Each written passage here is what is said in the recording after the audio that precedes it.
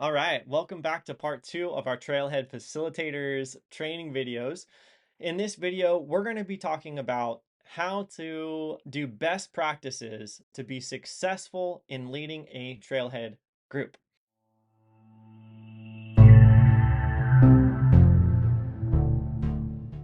Okay, so I think this is really important. Now, some of this might seem basic to you, but I think this stuff needs to be said, and hopefully you learn at least something from this that will apply not only to trailhead discipleship, but also as you make disciples for the rest of your lives.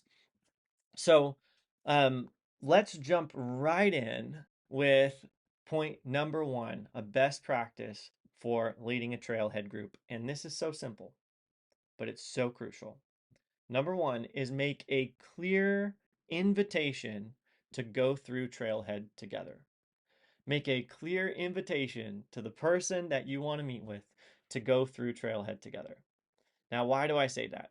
Because it's so easy to bump into the person at church and go, hey, would you want to just, get together sometime? Nope. Don't do that. You want to let them know what your expectation is and what you're inviting them to do. Okay, so you want to let them know, hey, there's something called Trailhead that we do at Mission Trails. It's a 6-week discipleship book that we go through in pairs or in small groups, and I want to ask you if you would consider doing that with me and whoever else for 6 weeks this summer. Would you pray about that? And let them pray about it, let them think about it, see if it's something they can commit to, and then you move forward. You touch base with them in a couple days and see what they've decided. Okay, you want to do it like that. I also think it's good to give them that few days to pray and think about it, because if they haven't been thinking about it and you just put them on the spot and push for them to make a decision right then and there, they just might not be ready. They might never have thought about it. Now, I've definitely had people who I mention it and they say, Kevin, I've already been thinking about it. I want that. Yes, that's totally what I want to do. And that's great as well. Now, another reason that I say make the invitation clear is because sometimes people don't even put out the invitation. They'll have the intention to ask someone to do a discipleship group with them, but that intention never becomes a reality because they never asked the person in the first place. It was always something on their to-do list that was important, but never urgent enough that they actually took the time to ask the person. So make sure, step number one, you make a clear invitation to the person to go through Trailhead together. If you want a scriptural example of Jesus doing something like this, take a look at Luke 16:12 through 13. What Jesus does is he goes out to a mountain, he prays all through the night, and then in the morning he calls all of his disciples together, which sometimes people think, oh, Jesus only had 12 disciples. No, he had at least 72 disciples. He may have had more than that. He may have had much more than that. So he calls his disciples together and he chooses from them the 12 who he names apostles. So we see Jesus selecting people who he wanted to invest with more deeply and then inviting them to follow him more closely. And we're in a way making that invitation to them. Now, of course, we're not asking them, to follow us in the same way that they're following Jesus. We're inviting them to join us on a journey as we follow the example of Jesus.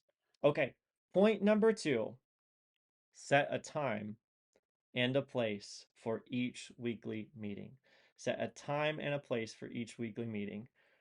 Now, for those of you who have ever lived in reality as an adult, which is all of you probably, you'll know that if you don't get something on your calendar, it's not going to happen. I mean, the tyranny of the urgent just takes over. And so a good intention will remain just that, a good intention, unless you set a time and a place with that person. So after you get the confirmation that yes, they want to go through Trailhead with you, make sure as quick as you can You schedule a time and get it on your calendar. Now, if you are working with a group of people, that can be difficult. I recently put together a couple of discipleship groups and had about 8 guys that we were trying to work around their schedules, and it took me forever to find a time that would work for for those guys. And I was doing 2 different groups, but they were bigger groups, 4 to 5 people each. And so um, that can take a lot of time. It can take some, maybe not necessarily always a lot of time, but it can definitely take some brain power and looking at a schedule, looking at different people's schedules to try and find something that will work. But make sure you get that time in a place. And this might be the hardest part of getting a discipleship group going. But trust me, it's so worth it once you get it nailed down and get it into your weekly schedule. All right. Point number 3 is spend extra time with them. Spend extra time with them. Jesus, he spent so much time with his apostles, and he spent even more time with the three, Peter, James, and John. In Mark chapter 3, verse 14, it says that he appointed the 12 so that he might be with them and so that he might send them out to preach. So we see Jesus, when he selected those 12 disciples, he did it with the intention that he wanted to spend time with them. Now, I totally understand. The reality is that we're living in the 21st century and we're not living a rabbinic Jewish lifestyle. And none of you guys, I don't think, are doing ministry as your vocation like Jesus was doing. And so I get it. You can only do what you can do. But even if it's small, even if it's just inviting them over for dinner, or like I do sometimes, inviting people over to do chores with you, that can be so powerful in having those extra conversations about what's really going on in their life that might not coming up while you're studying the Trailhead book or studying the Bible together. So getting some extra time, whether that be just asking them to go for a walk with you or a hike or come over to, you know, cook a meal together and eat together, whatever works in your schedule, do what you can do. Don't feel bad about what you can't do. I know there have been times for me when I go, man, I just wish I could spend more time with, with each of these people that I want to invest in. But what I've realized is I've got to stop worrying about what I can't do and just do the things that I can do. I can invite them over to do chores. I can invite them to have a meal with my family. So do what you can do with that, but try and spend extra time with them, if at all possible, outside your regular meeting. There's a quote by Robbie Gallaty, and he said, and I don't know if he coined it, like if he actually like came up with this quote, but anyway, um, discipleship is more than just a weekly meeting, but it's never less. Let me say that again. Discipleship is more than just a weekly meeting, but it's never less. I think it's so crucial to have a weekly meeting that's in the calendar with these people that you're investing in. Okay, point number 4. At the final meeting, or maybe even before that, help them determine what their next step is for discipleship. Okay, so you don't want to just say goodbye, hope you keep following Jesus. No, you want to help them figure out what their next step is in discipleship. Now, let me walk you through for Mission Trails what our discipleship pathway is. Okay, I want you to picture there's a stream flowing. Now, there's different access points that you can get your boat out onto the stream, but there is a stream that's flowing. And for us at Mission Trails, it really starts with our our Sunday service. Okay, we got our Sunday service. That's an entry point to this stream of discipleship. And discipleship does happen at that church service. It's just not quite as relational. as something like what you're doing. Okay. But we think the local church being a part of it is so, so crucial. It's biblical. So that would be, if they're not already involved with the local church, get them involved with mission trails on our Sunday meetings. Okay. Then the next part of the stream would be our community groups at mission trails. They might not be a part of one. Help get them involved with a community group.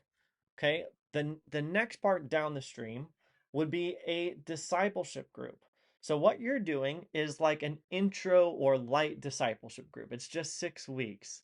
But what we want to have at Mission Trails are groups that last somewhere between six months and 12 months, where people are actually going through the Bible together and sharing life together, overcoming sin struggles, holding each other accountable, memorizing scripture together, and growing in Christ's likeness so that they can then afterwards replicate the process and make more disciples. So, one of the things that I'm pioneering, this would be kind of like one of the last points down the stream of the discipleship pathway, would be called a disciple making team. And that's a group of believers that is doing discipleship together. So it's still a form of a discipleship group, but the heart of that group is to make disciples, to reach the lost and make disciples. So, recap, we've got this stream flowing. We've got the Sunday service. Then we've got community groups. Then we've got discipleship groups. Then we've got a disciple making team. So, what you want to do after Trailhead is you want to figure out where, what is their next step? Are they a part of the Sunday service? Well, then help them get to be a part of the Sunday service. Are they a part of a community group? If not, help them get involved with the community group. Are they a part of a discipleship group? Probably not, because they're doing Trailhead with you. So help them transition into a discipleship group, and you might need to be the one to invite them to do a discipleship group.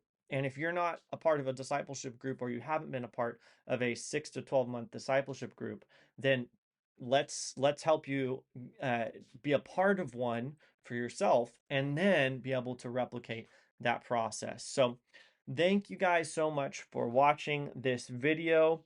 um, let's just really quickly review those best practices. Number one is make a clear invitation to go through Trailhead. Number two is set that time and a place.